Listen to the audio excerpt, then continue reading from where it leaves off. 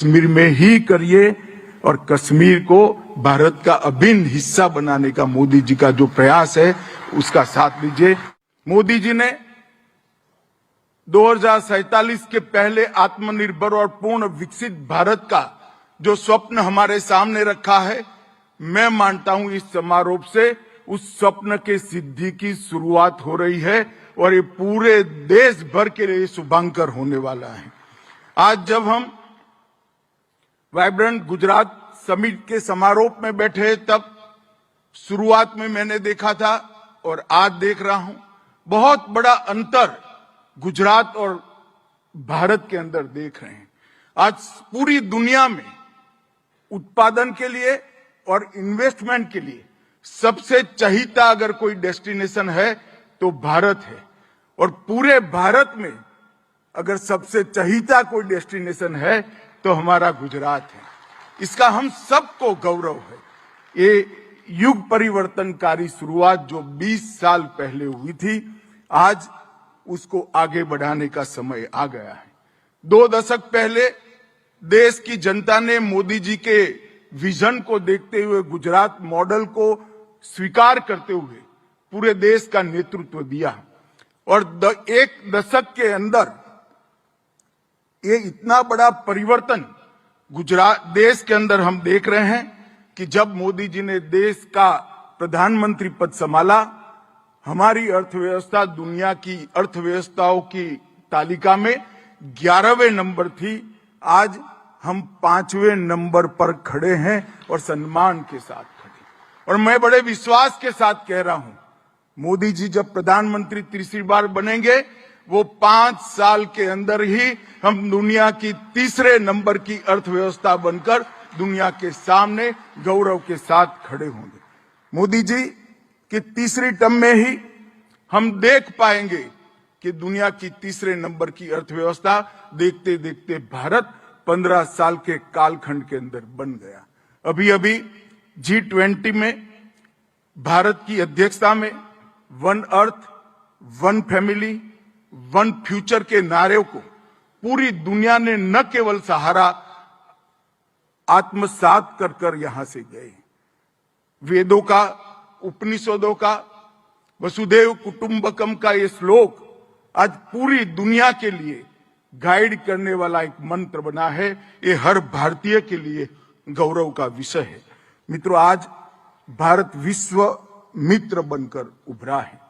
आज एक प्रकार से देखें तो 12 जनवरी है, विवेकानंद जयंती है, और विवेकानंद ही थे जिन्होंने कई सदियों से विदेशी आक्रमण से क्षत विक्षत हुए भारत के आत्मविश्वास को बल दिया था, युवाओं में आत्मविश्वास भरा था, और उसी की नींव पर आज महान भारत की रचना होने जा रही है।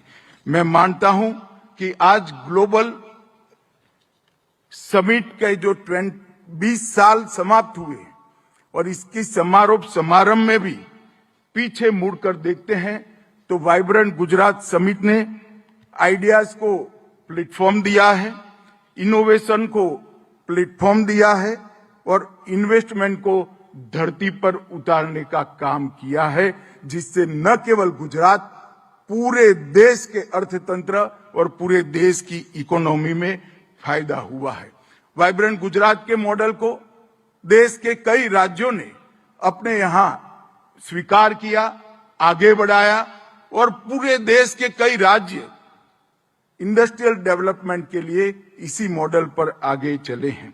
और आज मैं इतना कहना चाहता हूं कि गुजरात आगे की देखकर आगे बढ़ रहा है, और मुझे विश्वास है जिस प्रकार से वाइब्रेंट गुजरात समिट का आयोजन भूपेंद्र भाई के नेतृत्व में हुआ, और ढेर सारा MOU ही नहीं, मैं सबको मिला हूं दिल्ली में, जिस प्रकार की प्रशंसा इस समिट की हुई है, मैं भूपेंद्र भाई और उनकी टीम को हृदय से ढेर सारी शुभकामनाएं भी देता हूं और अभिनंदन भी देना चाहता हूं। मित्रों, आज पूरे देश का विश्वास बना है, विकसित भारत का गेटवे हमारे गुजरात से होकर ही गुजर रहा है, गुजरात से होकर ही जाता है। और ये विश्वास को बनाए रखने की हमारी जिम्मेदारी है। इस वाइब्रेंट समिट को देखें तो 4 हेड ऑफ स्टेट, 30 से अधिक देशों के मिनिस्टरियल डेलीगेशन और 100 से ज्यादा देशों के प्रतिनिधि मंडल ने हिस्सा लिया है। लगभग 16 राज्यों के लोग यहां पर आए हैं और इन्वेस्टमेंट के लिए अपनी मंशा जाहिर की है। आज ये 20 साल के कालखंड में देखें तो 2007 में मोदी जी ने जिसको शुरू किया था, गिफ्ट सिटी की कल्पना आज धरती पर उतरकर वास्तविकता बन चुकी है। धोलेरा स्पेशल इन्वेस्टमेंट रीजन जब इसकी कल्पना रखी तब जैसे रूपाला जी ने कहा ढेर सारे लोग मखौल उड़ाते थे। आज धोलेरा सर वास्तविकता बनकर हमारे सामने है। मांडल बेचराजी में सबसे बड़ा ऑटोमोबाइल हब बन चुका है। दहेज में रसायन और पेट्रोकेमिकल के मैन्युफैक्चरिंग के लिए भारत का पहला निवेश क्षेत्र बन चुका है। इसके साथ ही पीएम मित्र पार्क, मेगा फूड पार्क सूरत और महसाणा में, भरूच में बल्क ड्रग पार्क, राजकोट में मेडिकल डिवाइस का पार्क, वडोदरा में बायोटेक्नोलॉजी पार्क, राजकोट और बनासकांठा में एग्रो पार्क और वलसाड में सी फूड पार्क ने गुजरात के अंदर निवेश की सारी संभावनाओं को इंडस्ट्रियलिस्टों के सामने, उद्योग जगत के सामने रखा है। और मुझे विश्वास है जिस प्रकार का पॉलिसी ड्रिवन स्टेट का कल्चर मोदी जी बनाकर गए हैं और भूपेंद्र भाई इसको आगे बढ़ा रहे हैं, दुनिया भर के निवेशक निवेश करने के लिए गुजरात और भारत को पसंद करेंगे और ये सारे इंफ्रास्ट्रक्चर का मैक्सिमम उपयोग भारत को आगे बढ़ाने में होगा। मित्रों, मोदी जी ने कई सारे स्ट्रक्चरल रिफॉर्म किए हैं। भारत में एक नई शुरुआत स्ट्रक्चरल रिफॉर्म्स के माध्यम से हुई। मैं पास्ट की बात करना नहीं चाहता, परंतु आज मैं इतना जरूर कह सकता हूं, इन रिफॉर्म से ही आज हम परफॉर्म कर रहे हैं और भारत की इकोनॉमी ट्रांसफॉर्म कर रही है। ये रिफॉर्म हमारे ट्रांसफॉर्मेशन का बेस बना है। Self confident, self reliant Bharat की कल्पना जो मोदी जी ने हमारे सामने रखी है, इसको हम सिद्ध करेंगे। 10 साल के पहले फ्रेगाइल 5 इकोनॉमी में हम गिने जाते थे, अब टॉप 5 इकोनॉमी में हमारा स्थान आ चुका है। वैश्विक मानचित्र पर हमें डार्क स्पॉट माना जाता था, आज वाइब्रेंट स्पॉट माना जाता है। और एक साइलेंट प्रधानमंत्री से विजनरी और वाइब्रेंट प्रधानमंत्री तक की यात्रा ये 10 साल में देश ने पूरी की है। पिछले 9 साल के अंदर मोदी जी के नेतृत्व में राजनीतिक स्थिरता, भ्रष्टाचार मुक्त शासन, जन कल्याण की नीतियां, इन्वेस्टमेंट फ्रेंडली एजेंडा और शांतिपूर्ण माहौल देश के अंदर दिया है, जिसने देश की इकोनॉमी को गति देने का काम किया है। 25 से ज्यादा नीतियां हमारे अर्थतंत्र को गति देने के लिए बनाई गई। एक जमाने में ऐसा कहा जाता था 2004 से 2014 के बीच में कि गवर्नमेंट को पॉलिसी पैरालिसिस हो गया है। इसकी जगह 10 साल के कालखंड में 25 पॉलिसीज अलग अलग प्रकार की बनाकर आज देश को आर्थिक विकास के रास्ते पर ले जाने का काम मोदी जी ने किया है। मित्रों, आज मेरे सामने इंडस्ट्री जगत के लोग बैठे हैं, इनको एक बात कहना चाहता हूं। मोदी जी ने अपने विजन के साथ आने वाले दिनों में जो फ्यूचर की इकोनॉमी के पिलर्स बनने वाले हैं, इस सभी क्षेत्रों के अंदर भारत अभी से पायोनियर बने, इसके लिए शुरुआत की है। चाहे इलेक्ट्रिकल व्हीकल की बात हो, चाहे बैटरी की बात हो, चाहे ग्रीन ग्रोथ की बात हो, ग्रीन हाइड्रोजन, बायोफ्यूल और ethanol, space sector, digital public infrastructure, fintech sector और सेमीकंडक्टर मैन्युफैक्चरिंग। ढेर सारी आने वाले दिनों में जो इंडस्ट्री दुनिया की इकोनॉमी को ड्राइव करने वाली है, भारत आज इसमें पायनियर बनकर उभर रहा है। और मैं आपको विश्वास दिलाना चाहता हूं, भूपेंद्र भाई के नेतृत्व में, मोदी जी के मार्गदर्शन में गुजरात ने भारत सरकार की ये सभी पॉलिसी को जमीन पर उतारने का एक बहुत अच्छा माहौल बनाया है, जिसका देश और गुजरात दोनों को फायदा होने वाला है। मित्रों, मैं आज अभी मनोज सिन्हा जी ने नई एजुकेशन पॉलिसी की बात करी थी। मैं इंडस्ट्री जगत के सभी लोगों को कहना चाहता हूं कि आने वाले दिनों में हेल्थ सेक्टर और एजुकेशन सेक्टर, ये दोनों सेक्टर में भारत दुनिया में सबसे आगे निकल जाए, इस प्रकार का फाउंडेशन हमारी पॉलिसी में डालने का काम मोदी जी ने किया है। और जो नई शिक्षा नीति हमने बनाई है, शिक्षा नीति में देखते देखते 10 साल के अंदर ही भारत पूरे विश्व का शिक्षा का हब फिर से एक बार बनेगा। इस प्रकार की सारी संभावनाओं को मैं बहुत स्पष्ट रूप से देख रहा हूं। प्रोडक्शन लिंक्ड इंसेंटिव लगभग 14 प्रमुख सेक्टर्स के अंदर पीएलआई के माध्यम से इन्वेस्टमेंट की बहुत सारी संभावनाओं को भारत सरकार ने सृजित किया है। मैं कुछ जिक्र जरूर करना चाहूंगा।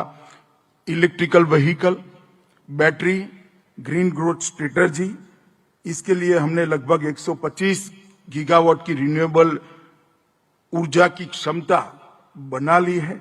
अंतर्राष्ट्रीय सौर संगठन आज भारत की भूमि पर है और ग्रीन ग्रोथ स्ट्रेटेजी के लिए आज मोदी जी ने पूरा खाका बनाकर रखा है।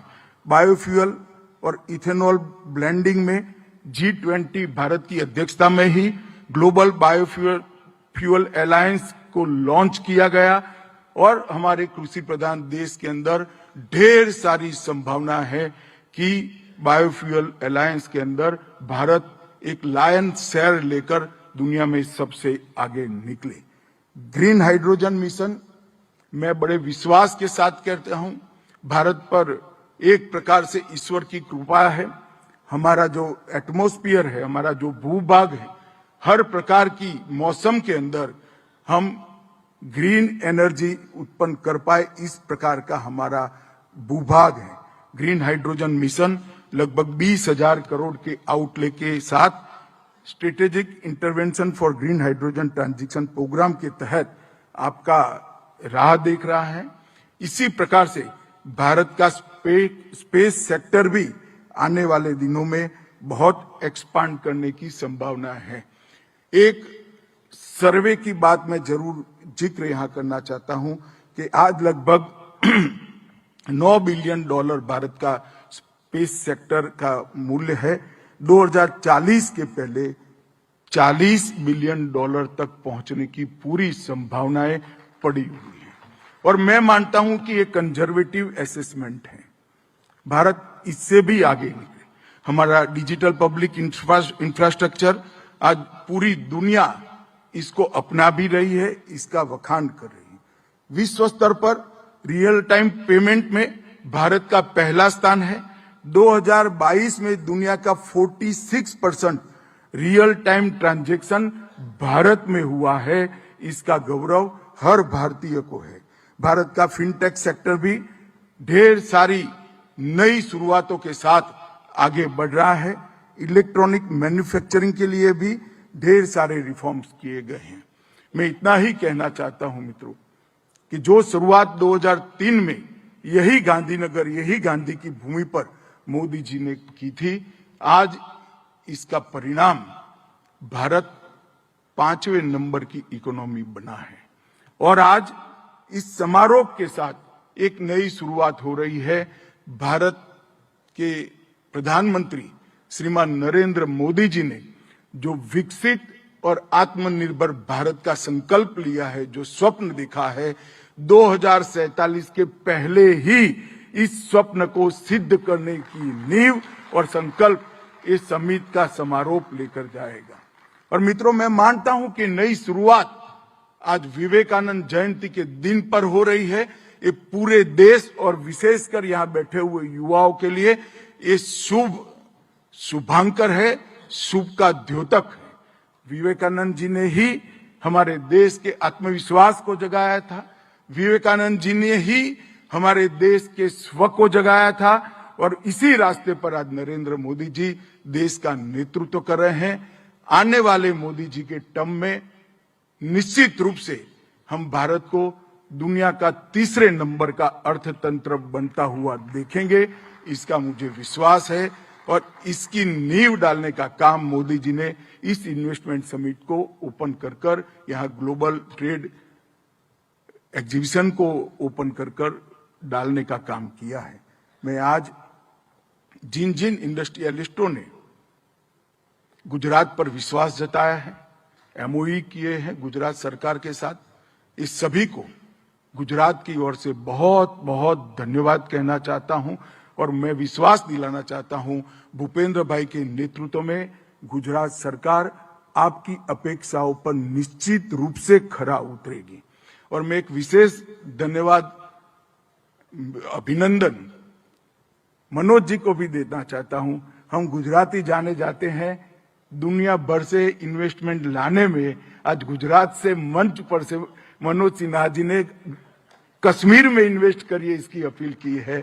मैं गुजराती इंडस्ट्रियलिस्टों को भी जरूर कहना चाहूंगा कि नॉर्थ में आप एक्सपांशन करना चाहते हैं तो कश्मीर में ही करिए, और कश्मीर को भारत का अभिन्न हिस्सा बनाने का मोदी जी का जो प्रयास है उसका साथ दीजिए। सभी का बहुत बहुत धन्यवाद, और एमओयू करने वाले सभी इंडस्ट्रियलिस्ट को बहुत बहुत शुभकामनाएं। फिर से एक बार भूपेंद्र भाई और इनकी टीम को बहुत बहुत बधाई। माननीय केंद्रीय गृह मंत्री श्री, आपके उत्साह से भरे संबोधन के लिए एवं आपकी मानक उपस्थिति के लिए आपका बहुत बहुत धन्यवाद करते हैं। Ladies and gentleman, as we bring this historic occasion to a close, it is time to